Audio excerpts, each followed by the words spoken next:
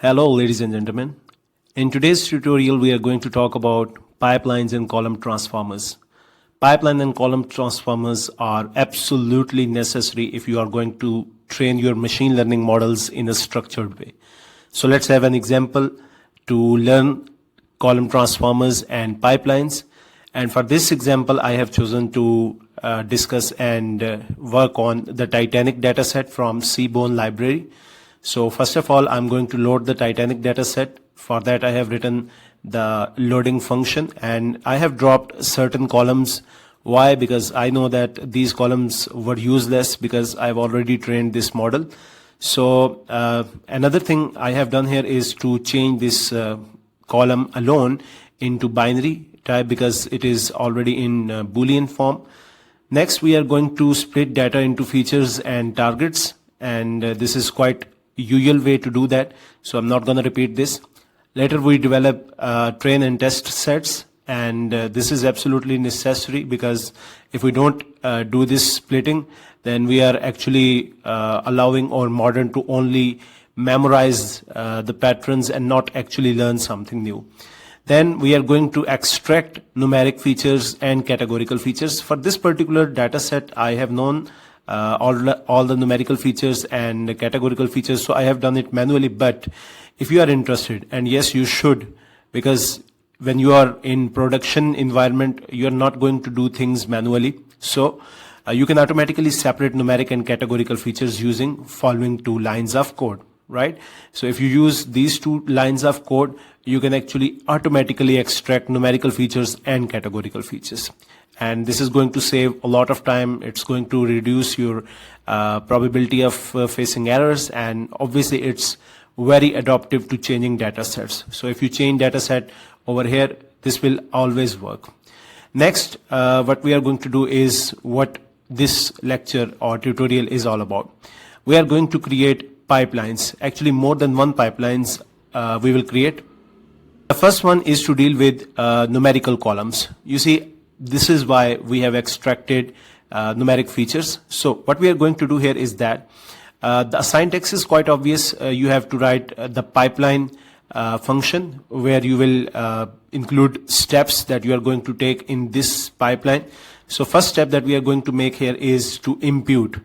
You know, missing values are a big problem when it comes to data. We are obviously interested in dealing with that. So for numerical columns, I have chosen to impute missing values with median. This is the safest possible choice because when it comes to skewed data sets, it becomes quite dangerous to use mean, because that is misleading. Second step is to scale over data set numerical columns. Why? Because most of the distance based and gradient descent based learning algorithms love to have scaled features, numerical features, because otherwise they are going to favor one of that, because that's how they are trained, that's how they are programmed.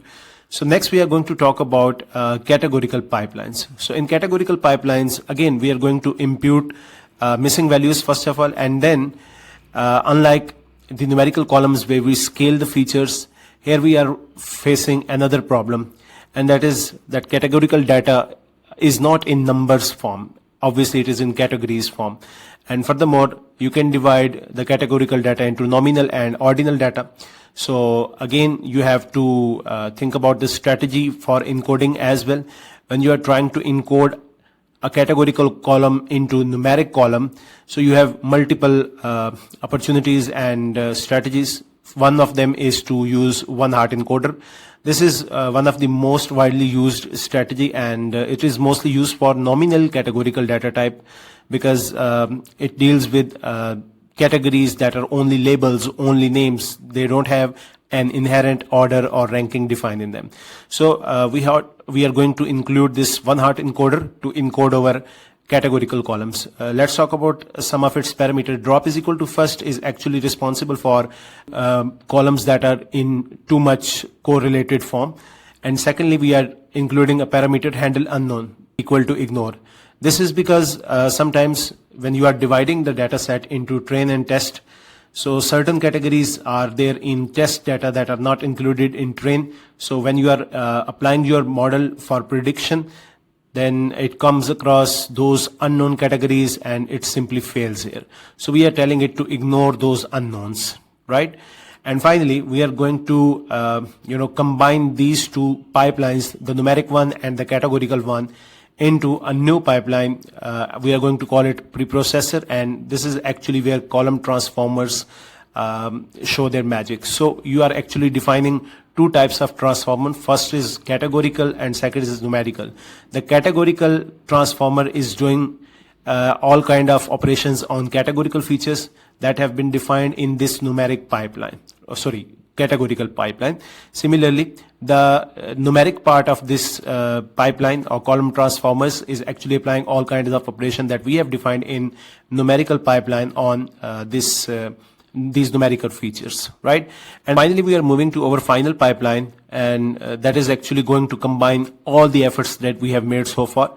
So it's going to create two steps. First is about preprocessing, that is going to apply this preprocessor on our columns. And we already know what this preprocessor is going to do. That is going to apply categorical operations on categorical features and numerical operations on numerical features that we have defined in earlier pipelines, right? And when this preprocessing has been done, then we will simply move to our model that will be fitted on the training data. And finally, we will have our prediction, and then we can calculate our performance matrix. So let's execute this program and let's see how it works. So you can see that we have found our performance matrix that is quite impressive to have. 81% accuracy and F1 score at 72.58%. That is quite impressive because we have not used any kind of cross validation at this stage. We are not trying different strategies or different way of using penalties or all kinds of stuff. We are not even implementing, because this is how you can apply pipelines in your machine learning model training, and this is how it is done in production grade environments. Thank you so much for watching this tutorial. See you with more. Goodbye.